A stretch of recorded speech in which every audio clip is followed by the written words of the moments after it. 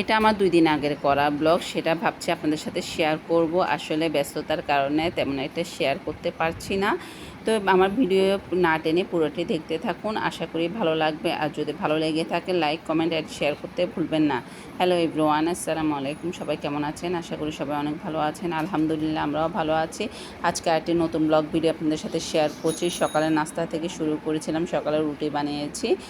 এরপরে আমি খালা বেলে দিয়েছিল, আমি এটা ছেঁকে নিচ্ছি। এরপরে ডিম পোস্ট করেছি, সেটাই দিয়ে না চা নাস্তা সেরে নিলাম।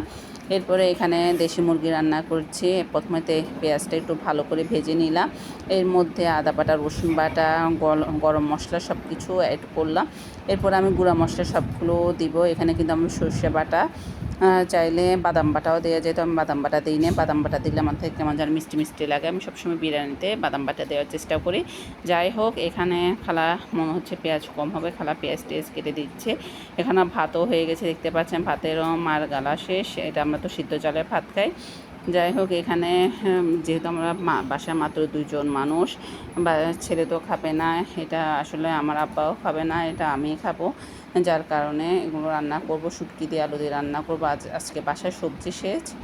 তো যেহেতু সবজি শেষ, আমি বাজারওয়ালাকে ফোন করে বলে দিয়েছি সবজি পাঠানোর জন্য, আর সাথে কিছু মাছ পাঠানোর জন্য। যাই হোক, ওখানে বাজার আনুক, এখানে আমি রান্নাবান্না যেগুলো ছিল সেগুলোই সেরে ফেলবো।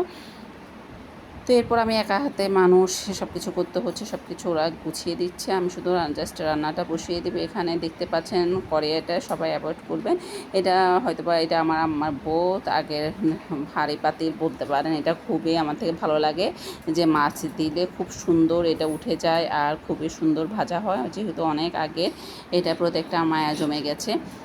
এরপরে মাছটা ভেজে নিব, কেউ কিছু মনে করবে না কড়াইটা দেখে।